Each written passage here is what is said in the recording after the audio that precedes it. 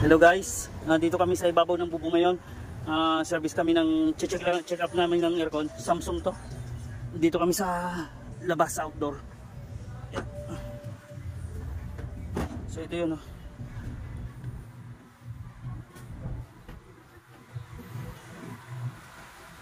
So namamatay-matay daw siya, kaya ano namin. Check lang namin. Check ko muna yung ano niya. Kasi namamatay-matay daw to.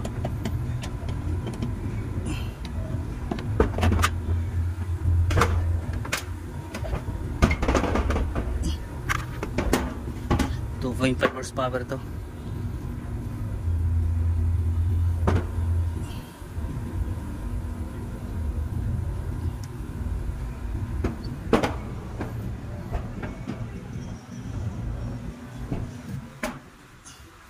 Ang problema nito parang mahina yung pan niya.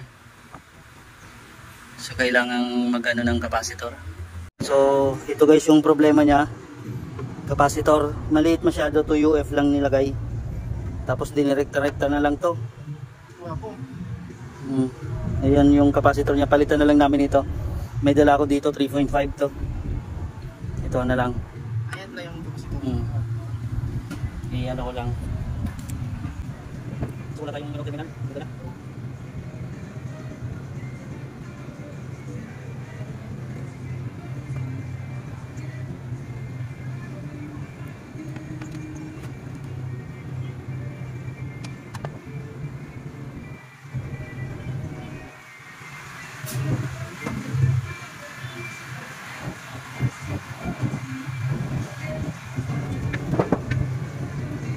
Wala kami nadalang terminal kaya ano yun lang namin to.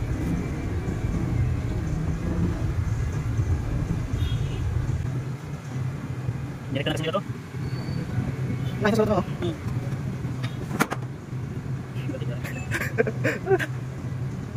Nakakita kayo ng gawin, nakakita kayo.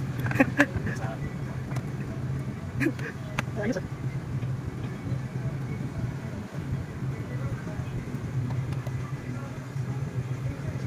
Kaya to? Hindi na.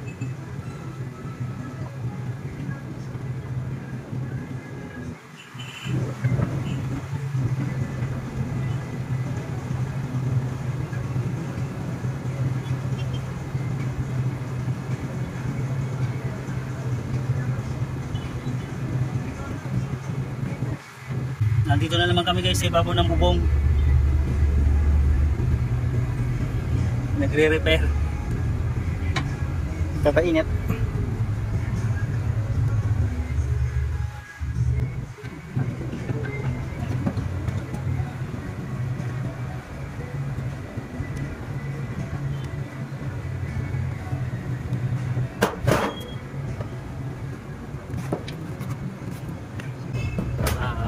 Pakipuntahan yung guard, pakisabi, paki-on.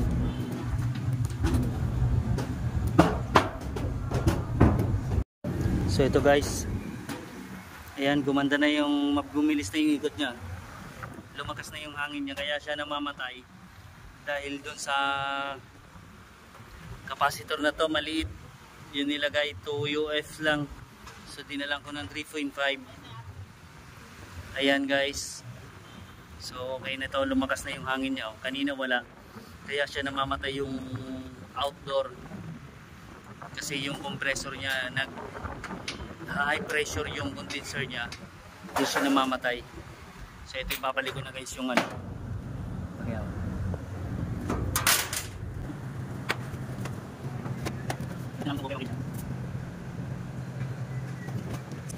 Kailangan mo bumabas.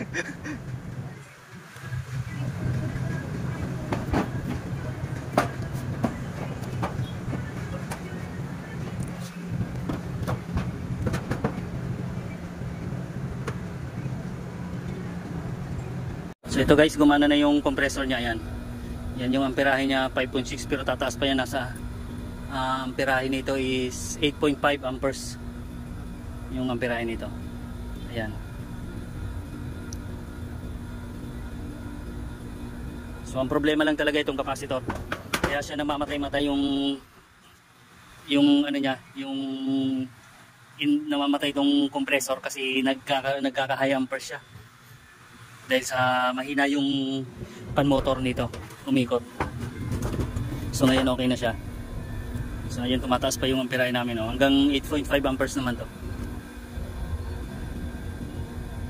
Okay naman siya, yung lamig niya, yung freon niya walang problema. Dito pa.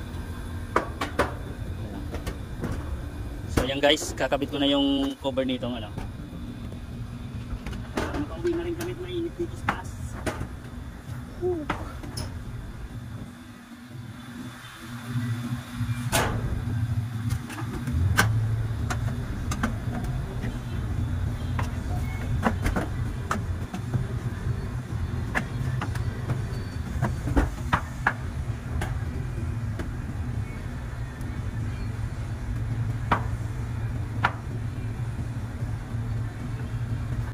So ayan guys, okay na.